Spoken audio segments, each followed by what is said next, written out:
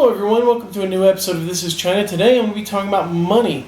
Money is the thing that makes the world go around, and in China, if you got money, you can buy your way out of anything. So, let's take a look. I've got all the different denominations laid out here. I've got some coins, and let's take a look at what's actually on the money and a few other things. So first of all, we're going to start with 100 Yuan.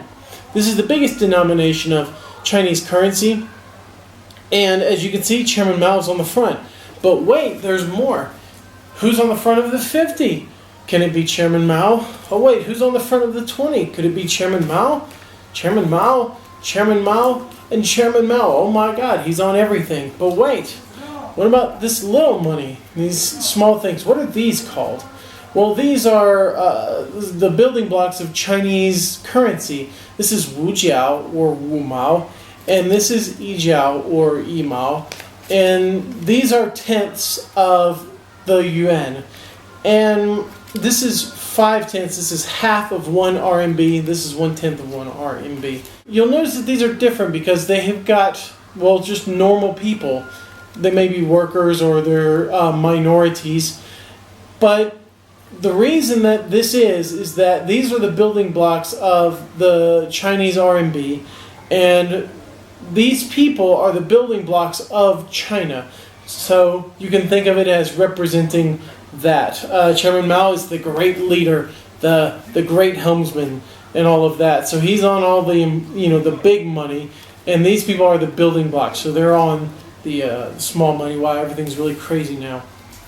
And let's take a look at the money. 100 yuan. You'll notice that. When you get into China, the money is actually different sizes and different colors. See, this is 1 yuan in contrast to the 100. That's actually quite a noticeable size difference. And as the values get bigger, the money gets bigger. So you'll see that this is slightly bigger than the 1 yuan. And if you turn it over, you'll see that there are important places in China, significant places in China on the back. This is the People's Hall in Beijing. It's located right in the heart of Tiananmen Square. And a lot of official government business is done there. So this is an important place. On the back of the 50, you've got the Potala Palace, which is in Lhasa and is an important cultural site in China. Or in Tibet. I'm not getting into that whole China-Tibet thing. And then on the back of the 20, you've got Guilin. This is the Lijiang, the Li River, one of China's most beautiful places, and a very important factor in China's travel economy. And if you look at the back of the 10, you've got the Sanxia, the Three Gorges, one of China's most beautiful places, I think. And on the back of the 5 RMB, there's Taishan, Mount Tai, one of China's 5 sacred mountains. And on the back of the 1 yuan, this is a little bit hard to see because it's all green, is Xihu, the West Lake in Hangzhou in Zhejiang province. So, and then if you look on the back of these, there's really nothing important to see, so too bad. Well, let's take a look at these larger denominations of money. We'll get to the coins soon. A lot of people love to fake this money. These 3 denominations are faked the most. I personally have seen more faked 20s than just about anything. I've seen a couple faked hundreds, but everyone knows to look for fake hundreds. Some people forget to check for fake 20s. People always check for fake these, but they forget to check this. So I see more fake these than anything else. So how to check if it's fake or not? Well, basically, there's 2 or 3 tests you can do. One is to get your fingers like this and rub on Chairman Mao's shirt. This works for all of the different denominations. If you feel sort of any raised ridges or anything, you'll notice that the collar of his shirt, I don't know if this will focus, has little ridges on it, and you can feel those when you rub it. Fake money does not have those ridges, so you can feel it. And then also, there's a holographic 100 at the bottom that will change colors as you look at it, like this.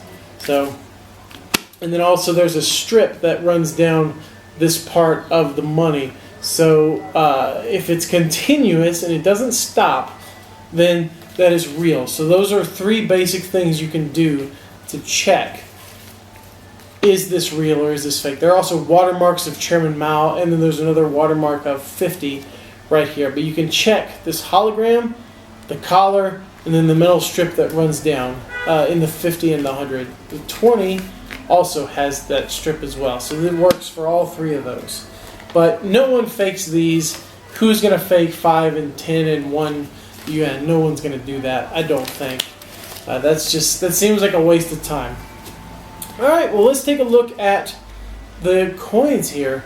They're basically just coins. This is wujiao. This is half of a yuan. This is 1 yuan. As you can see, it's 1. It says 1 right there. This is wufen. This is 5 100ths of an RMB. I don't even know what you can use this for. Everything in China is done down to the jiao. Everything is done to the 10th. So I don't know why these wufen and ifen coins exist, but whatever. And when you get down into the south, when you get down into bigger cities, you'll see more of these coins here. In the north, in Gansu, I never ever see coins. It took me forever to find some of these. But when you go to Shanghai or Beijing or some other big city, any big city, they will have coins. But in places like Lanzhou, they'll give you these. I hate this little yijiao money. You can fold them up into this if you get 10 of them, and you can make yi kuai. But I hate carrying around these stupid little yijiao. This is useful, but yijiao is not. So I think, is there anything else about money that I didn't talk about? Oh, when you're coming to China, the exchange rate is really important to take notice of.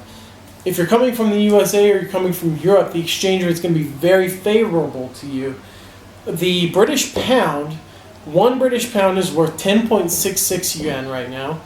1 euro is worth 8.45 yuan.